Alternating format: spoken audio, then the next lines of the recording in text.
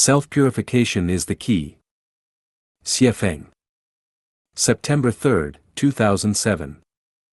At Dar es Salaam Airport, I observed people casually discarding scraps of paper onto the ground. At Singapore Airport, however, not a single piece of litter could be found. People consciously maintained the pristine public environment.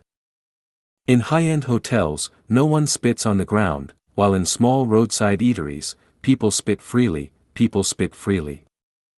Shops that are elegantly decorated, clean, and tidy often have few customers, while chaotic and cluttered ones are packed.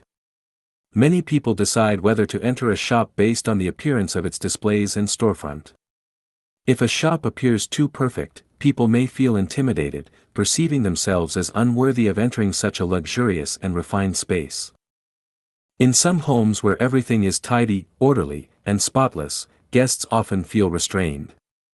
Their speech and posture become cautious, and they dare not act casually.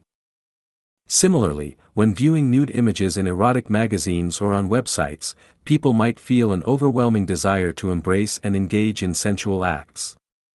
However, when viewing nude paintings by master artists in an art gallery, such impulses vanish, replaced by a profound sense of beauty that uplifts the spirit and soul. Even when faced with a living, naked beauty, if her figure reflects the golden ratio of perfect curves, her demeanor exudes purity, her speech is elegant, and she radiates compassion and harmony, it is impossible for anyone to entertain impure thoughts. Sexual impulses dissipate, leaving only admiration and reverence. Being in her aura feels like an exquisite happiness, even a single glance provides an indescribable satisfaction. Some might feel it an unparalleled honor to serve her eternally. Any act of disrespect would leave one feeling deeply ashamed of their soul's flaws and inadequacies. Perfect things elevate people, fostering nobility and civility, steering them away from base desires and guiding them toward the heavenly kingdom. These examples reveal a profound truth: self-purification is the key. Self-purification is the key means that when one achieves inner and outer perfection and elegance, others will naturally refrain from tarnishing or desecrating it. Dirty places invite litter and spitting, while clean and tidy environments inspire people to restrain themselves and strive to maintain the beauty. To prevent others from littering or spitting in your courtyard, you must first create an attractive and clean environment. To stop people from gossiping about you, you must first cultivate a perfect heart and exhibit refined speech and behavior. Just as the saying goes, where flowers bloom, butterflies naturally gather. Self-purification prevents desecration. We often notice an abundance of flies in certain places and complain about how annoying they are.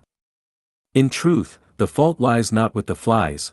Flies don't land on unbroken eggs. Flies avoid clean and beautiful places. If there are many flies, it's because the environment is too dirty. To keep flies away, the best solution is to improve your surroundings.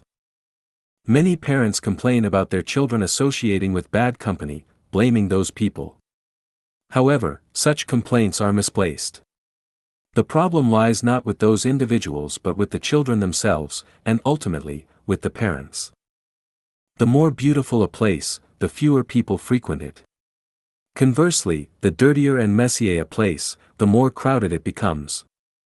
Crowded places are rarely ideal, while tranquil spots are more likely to be beautiful. This explains why the 1,000-year world is sparsely populated, the 10,000-year world even more so, and the celestial islands continent the least of all. Similarly, the human world is densely populated, the animal world even more so, and hell is the most crowded of all. When art is profound, its audience is limited.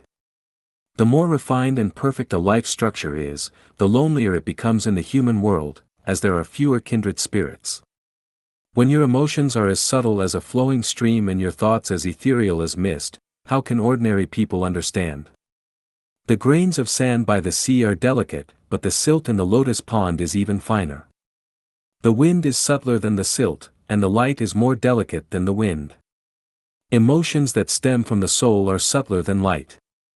As this subtlety increases, fewer people can appreciate it. When one's heart enters the antimatter world, their emotions become so refined that they are imperceptible, almost empty. How can the people of the human world appreciate them? It becomes intangible, mysterious. Therefore, such individuals become increasingly lonely. However, the ugly duckling among the ducks will inevitably find resonance with the swans it encounters. Once it spreads its wings and joins them in flight, loneliness will vanish, for it has transcended isolation and found its kind. In summary, to dwell in a beautiful environment, one must first achieve self-purification. Purify your intentions. Do not blame your surroundings, as everything around you is drawn by yourself, be it your parents, spouse, children, siblings, colleagues, friends, race, environment, era, and so on. Everything is of your own making. The gate to the heavenly kingdom is narrow because self-purified individuals are scarce, whereas complainers and blamers are abundant.